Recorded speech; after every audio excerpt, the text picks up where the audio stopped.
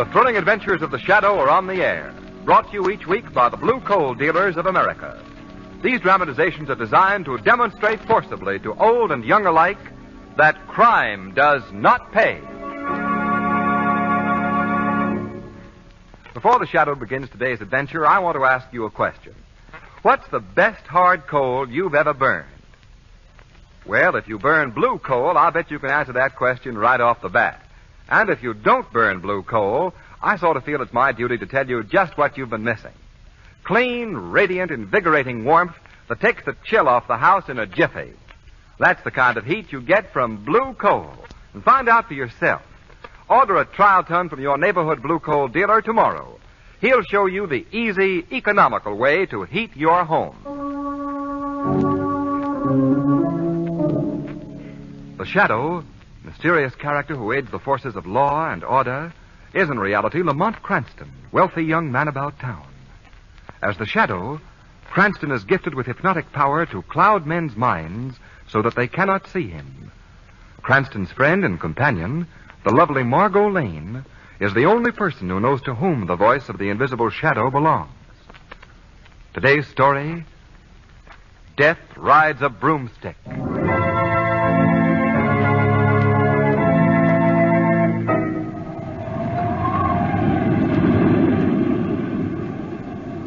Light, Doctor? Yes, please, Miss Lane. Would you hold the lantern a little higher? That's it. Oh. I'm trying to be as careful as possible, Mr. McCaffrey. I understand, Doctor. Go right ahead.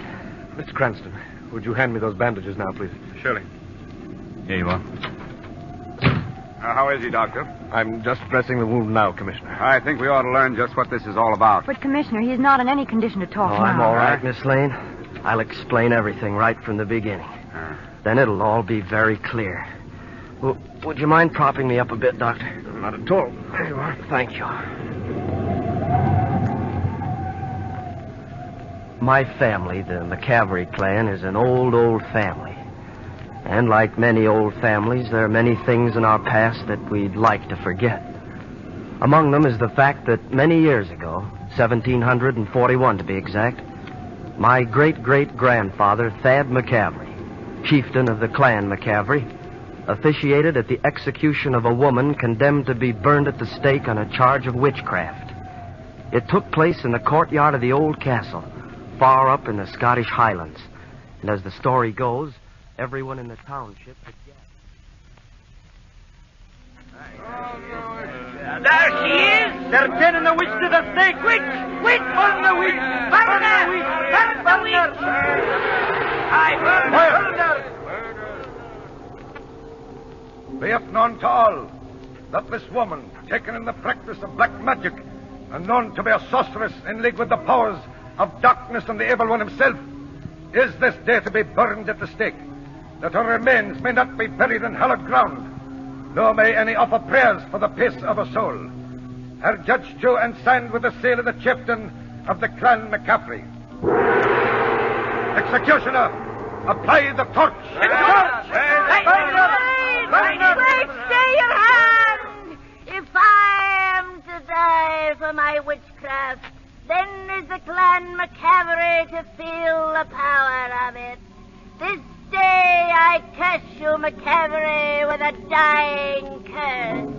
I give you 200 years from this day, and in the second month of the 2nd century from this date, every male who bears the name of McCaffrey shall die a horrible death. By the end of that month, there shall be no man living with the name of the blood of McCaffrey. This I promise. Enough! Apply the torch! The curse! Apply the torch! The curse is on you!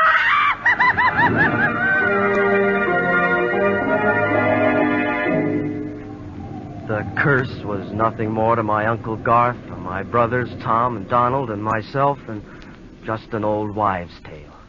A forgotten skeleton moldering in the family closet. But what has all this got to do with... Let him continue the story, Commissioner. Please go ahead, Mr. McCaffrey. Well, as you know, the family prospered through the years. My Uncle Garth, who took care of the finances, was custodian of over $2 million. And none of us paid attention to the fact that 1941 was the 200th year of the curse. But at the beginning of this month, the second month of the second century, things began to happen. Just past midnight, February 1st, on a small merchant vessel some 200 miles off the coast of Labrador.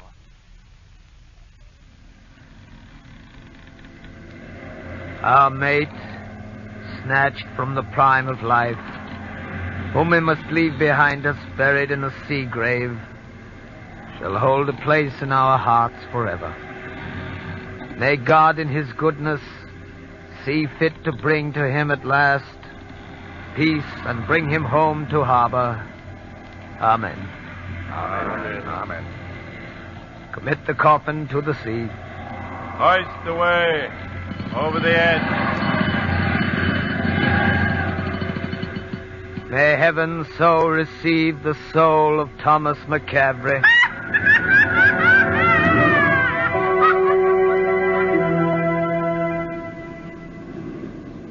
He was the first to die. This was your brother? Yes, Miss Lane, my younger brother, Tom, dead at sea. I remember the night that I received word of his passing. Without knowing why, I found myself looking at a calendar. And for the first time in my life, I gave serious thought to the family curse. Later that evening, I paid a hurried visit to my brother Donald's apartment to bring him the fearful news.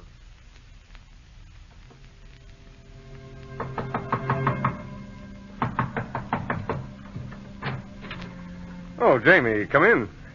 I was just writing to... Jamie, what's wrong? You're pale as a ghost. Donald, Tom is dead. Tom is dead? Yes, I just received a cablegram. Tom dead? Why, no, that's impossible. It's true, Donald. But he was in the best of health. What happened? The cable just said, cause of death unknown. Cause of death unknown? Donald, do you know what month this is? Well, yes, it's February. Why? February is the second month of the second century. Well, what has that got to do with... Oh, yes, I see what you mean. Now, Jamie, you don't think... I do.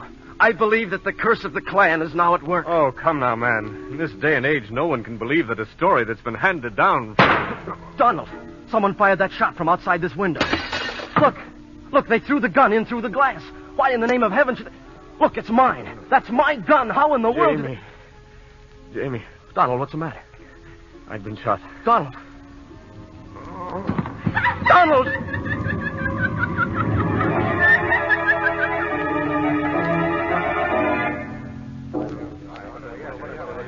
James McCavery. James McCavery. This court finds you guilty in the first degree of the murder of your brother Donald and sentences you to the state penitentiary where you will be imprisoned for life.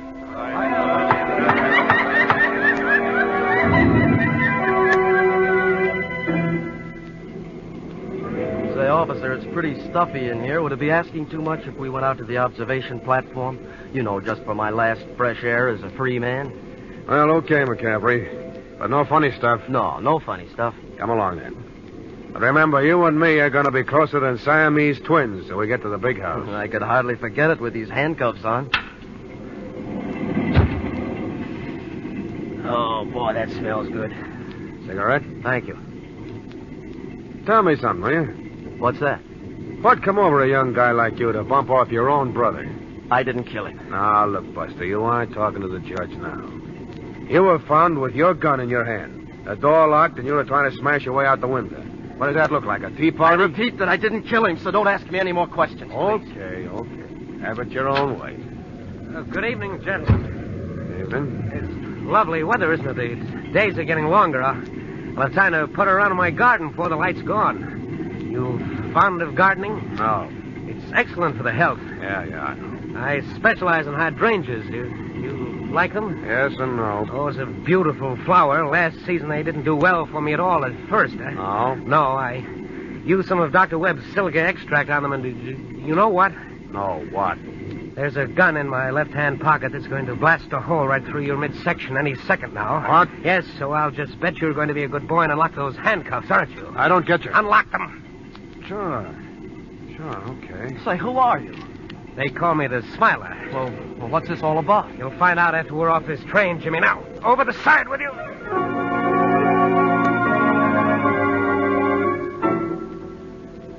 Well, after getting me off the train, Smiler took me to my Uncle Garth's home. Oh, but I guess, Lamont, that you and Miss Lane know the story from there on. Yes, Jimmy. Margo and I were driving out to your uncle's. Margo was asking me why I had to... Lamont, will you tell me why you picked the dead of night to pay a call on the McCavery mansion? Well, Margo, I thought old Garth might need a little cheering up. This trouble between his nephews has hit the old boy pretty hard. Wait, this looks like the turn here. Yes, I remember those big stone gates. Lamont, is that the McCavery mansion? That Karloff Castle? Yes.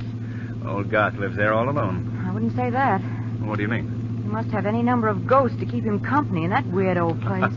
It is a bit spooky looking, isn't it? That's an understatement. Well, here we are. Yes, here we are. Shall we put our sheets on now? Now, Margo, you're going to like old Garth.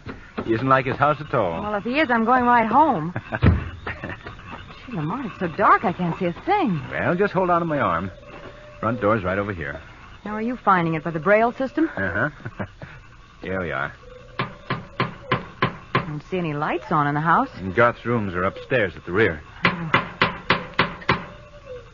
Yeah, it's enough to wake the dead, I guess. Lamont, could you possibly use a more cheerful figure of speech?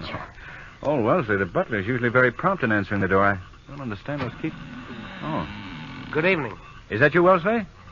Oh? Is that Mr. McCavery? McCavery? I'm sorry I can't see you. It's so dark. Who did you wish to see? Mr. Garth McCavery. Sorry, but there's no one here but me. And, who are you, may I ask? I'm known to my friends as the Smiler. Well, this is the McCavery mansion, isn't it? No, I'm sorry. I imagine you've lost your way. You've gotten mixed up. Good night. What in the blaze... This is the McCavery mansion. I've been here dozens of times. But, Lamont, why should that Wait man... a minute. If this is the place, there'll be a little family graveyard just within a clump of trees near the car. Uh-oh, here we go again. Let's do a little deducting. If we're looking for a graveyard now, I hope we are in the wrong estate. All in all, this has been a fine night, what with... Lamont, you were right. There's the graveyard. Yes, of course. I knew this was the place. Look. That grave in the middle, the one with the big stone, it's all dug up. Yes, so it is. So it is. Margo, I'm afraid we've got a flat tire. What are you talking about? We've got a flat tire, and we're going to ask our rude gentleman friend to let us use his phone. We're going to get into that house at once.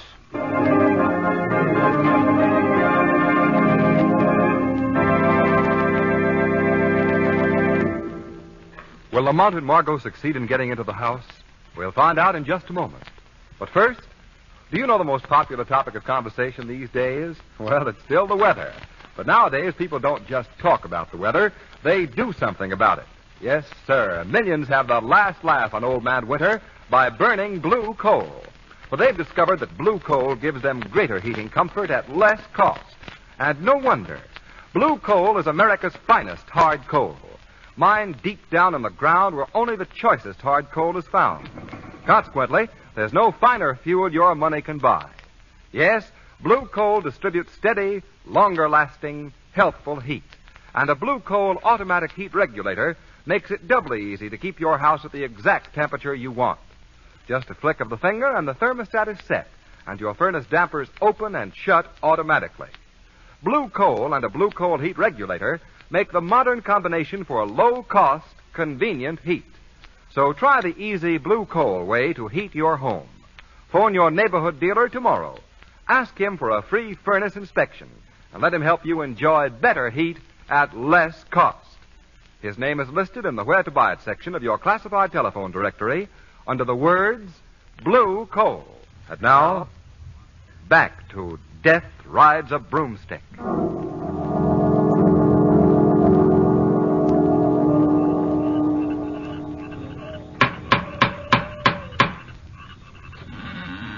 Oh. Yes? I hate to bother you again, old man, but my left rear tire's gone flat. I wonder if I could use your telephone. Haven't you got a spare? No, I haven't. You're sure of that? Quite sure. I'll come in. Thank you. Go ahead, Margo. All right. The phone I know where the phone is. How do you know? I'm gifted with a sixth sense. Yes, everyone tells him that he's psychic. Well, he's most fortunate. You say that you're known as the Smiler. Is that because you're always so cheerful? I'm afraid your humor is lost on me. I must get back to my work. Lamont, what do you suppose his work is? Something very grisly, no doubt. Operator, hurry with that call to Commissioner Weston, will you? I'm ready with it now, sir. Oh, put him on. Hello, Cranston. Good evening, Commissioner. What's on your mind? Well, Margo and I are out at the McCavery mansion. What? And... McCavery mansion? You mean Garth McCavery's place? Yes. Is he there now? No. We just received a note about him here at headquarters. Well, what about? He's just been kidnapped. What? Yes, the note says Garth McCavery is not coming back. The McCavery curse is working again. Signed the Smiler. Signed what? The Smiler. The Smiler? Why, he's... Sorry, Mr. Cranston. You must have a bad connection. Yes. Yes, indeed. And, let me compliment you on your marksmanship. Thank you. And now I'm afraid I must persuade you both to stay here for the evening. What's that? That flat tire that you haven't got will make it quite impossible for you to return to town. Yes, very interesting. Tell me, sir, have you ever used your name, the Smiler, as a signature? Yes, at times. A signature to a note that you might have sent the police? My good man, I haven't the faintest idea what you're talking about. Oh, I see. And now I'm going to ask you to retire to your rooms, if you please. And where would they be? Right up those stairs, and I advise you not to try to leave. You see, the next time I won't be aiming at a telephone. Lamont, what do you suppose this Smiler has done with Garth McCavery? I don't know. If I did, Let me out! Let me out of here! What's that, Lamont? Sounds like we have a fellow prisoner, Margo, somewhere in this wing of the house. Do you think it's old Garth? There's only one way of finding that out, Margo. Out, I say! I'm going to investigate just what goes on around here as the Shadow.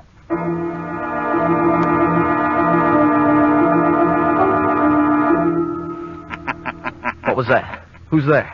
What are you doing here, James McCavery? I'm being held here, a prisoner, but who speaks to me? I am a friend. I'm here to help you. How did you get here? I escaped from the train that was taking me to the penitentiary. How? I was helped by the man who later brought me here to my uncle's home.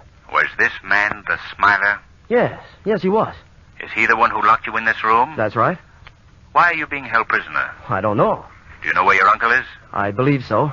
He's been kidnapped by a gang of murderers. How did you learn that? I overheard the Smiler speaking on the phone to the men who've taken my uncle away. Did he happen to say where they might have hidden him? Yes, at least he mentioned the name of the Sailor's Roost. It's a tavern out on the seacoast. Say, wait a minute. Maybe these kidnappers are the same ones that killed my brothers. If I can rescue my uncle, perhaps I can prove my own innocence. Don't worry, Jimmy. If you're innocent, the law is on your side. But how can I get out of here? I think I know a way. Just continue to shout and pound on the wall. The Smiler is bound to come in here to silence you. Then I'll take care of the rest. All right, let's try it then. Let me out of here! Let me out of here! Keep it up. Okay. Let me out of here! Let me out of here! Just a minute, young man. I'm going to have to... Get his gun, Jimmy. That's it. In the next room, Margo Lane and Lamont Cranston are being held prisoner. Release them and take them with you.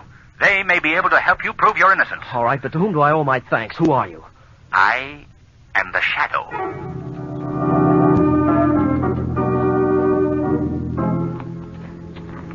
Well, according to the sign, this is the Sailor's Roost. I have an idea they aren't going to give us a very hearty welcome. Well, Margo, at least we have never been thrown out of any lower dive than this. You get 100 for that little gem. You have the gun, Jimmy? Yes, Lamont, very handy. All right, then take a deep breath and in we go.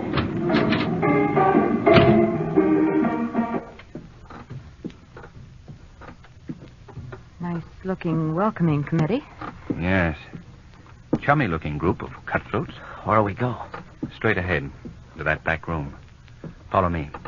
All these hoodlums are watching every move we make. I know it. All we can do is Wait hope... a minute. Where do you think you're going? Why, we thought we'd have a drink back there. You'll have a drink in here, buddy. There's more room, and it's nicer for a lady. Now, what'll it be? Well, something warming. Brandy and Benedictine be all right for you two? Well, that's swell. Yes, fine. Okay. Anything else on your mind? Else? Yeah. Else. Well, only that we're looking for someone. Who? Mr. Garth McCavery. But I don't suppose you'd know anything about him. I don't. No, I somehow didn't think you would. You'll have to wait a second for your drinks. I've got to get some Benedictine in the back room. Interesting chap. Isn't he? And what's more interesting is that right behind the bar there are at least 6 bottles of Benedictine. He wouldn't be notifying someone that we're here, would he? James, I think he would. Well, we're certainly the object of all eyes. Every thug in this place is glaring at me. I was just talking to the boss, and he says there is a Mr. Garth McCavery here after all. Well, what do you know? He's right up at the top of the stairs. The boss, a couple of you can go up. Wanna? Lamont, it's a trap. Undoubtedly. Not by that door. Call the police. What? Right. On, Margo. Going. You. Wait.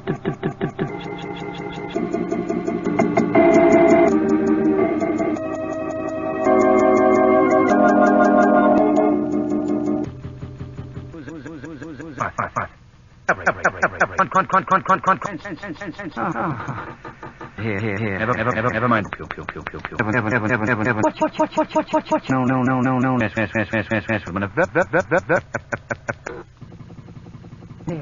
Oh, no. Me. When. What's he talking? I don't know. Mr. Put up, tell you. Put up. Those I said.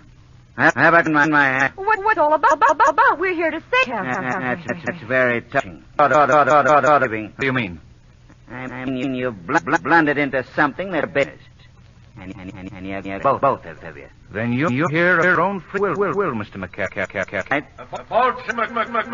All right, I'll be right there. That boat's taking me to a tramp steamer. In the... Your purpose? My purse is in the black valise in the corner. That bag contains all McCavery millions. Heavily burdened to cash. Oh, I see. What is you seeing, Dr. Cranston? I see now that you are the murderer of own. Excellent deduction. But it come too late. What's that? It could the post hear your nephew's name. Or hear by nephew's name. Names. But he's my house, isn't it? Wrong. He's right on tongue. Right on stairs in this building. How did he get here? By some process, I'll bring him with. Well, the police. Jimmy! For God's sake. Look out for him, Jimmy. What do you mean? He means I engineered your escape from a term of life imprisonment so I could personally give you a quicker death. Death from this gun. You mean, Uncle Garth? Yes, he does, Jimmy. That's why he had the Smiler help you escape from the train so that you, the last to be killed, could never talk, even in a prison cell. No. Well, that explains the open grave we saw. It was to be Jimmy's grave. Oh, I can't believe it. No? Then perhaps this'll convince you. Jimmy, look out! I think you've done yourself enough. Keep away from him, unless you want the same thing, both of you. Where are you going? After bidding you both a fond farewell, I'm using this window as an exit to my motor launch. The police are covering this building. They'll spot you. I'll chance that. Come back here. You'll never make it. Yes, I will. Lamont's throwing a searchlight on this window. Yes, so I see McCavery. You're right, Cranston. I thought I was a little too smart.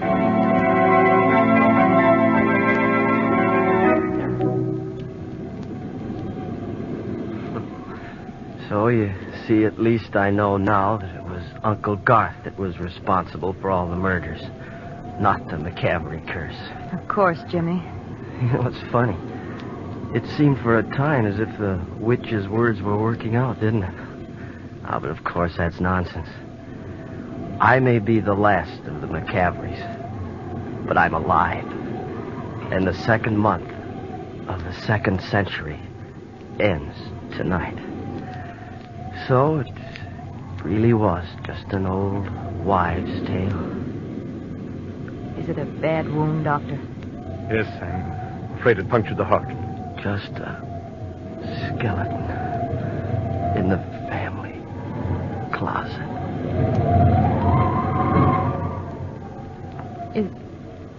Is he dead? Yes, Miss Lane. There was nothing I could do.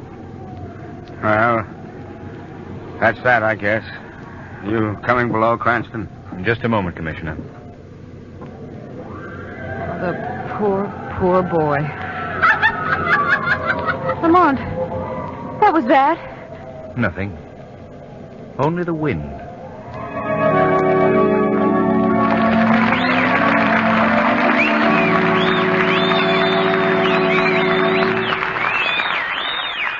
And now, before the Shadow gives us a thrilling thumbnail dramatization from real life, here's John Barclay, America's home heating expert. Mr. Barclay. Thank you, Ken Roberts, and good evening, friends. Extra money always comes in handy, doesn't it? Well, you householders can save yourselves extra money just by taking a few simple precautions during this blustery weather. For instance, if your house is on a hill, protect the windows on the north side with storm sash and weather stripping. Another sound idea is a storm door on the outside of your regular front door. This way you'll save yourself money because you'll be burning less fuel. And you'll be adding to the comfort of your home at the same time. But of course, there's more to keeping your home comfortable than just protecting it on the outside. You see, the comfort you enjoy also depends to a large extent upon the fuel you select for your heating plant. That's why I want to put in a good word right here for blue coal. As Ken Roberts tells you, blue coal is America's finest hard coal. And that means it sends up a flow of clean, healthful heat that makes your house a joy to live in. But before I close, I want to remind you again that a John Barclay trained serviceman is qualified and willing to help you solve any heating problem you may have. His services are an exclusive blue coal dealer accommodation. It'll pay you to phone your neighborhood dealer in the morning. Thank you.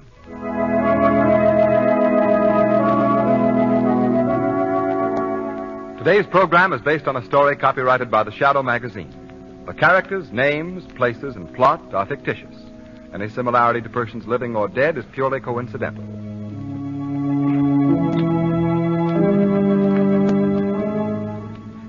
And now, fresh from the records of the Pennsylvania Quarter Sessions Court, we bring you conclusive proof that crime does not pay. The defendant, Robert J. Bolts, a financial counselor, stands accused of defrauding his clients of more than $1 million. The plea, guilty. Philadelphia, Pennsylvania, February 24th. Robert J. Bolts sentenced to from 20 to 40 years in the Eastern Penitentiary. Crime does not pay. The Shadow knows.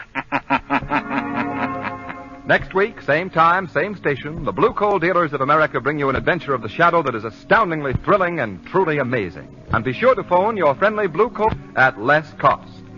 Keep the home fires burning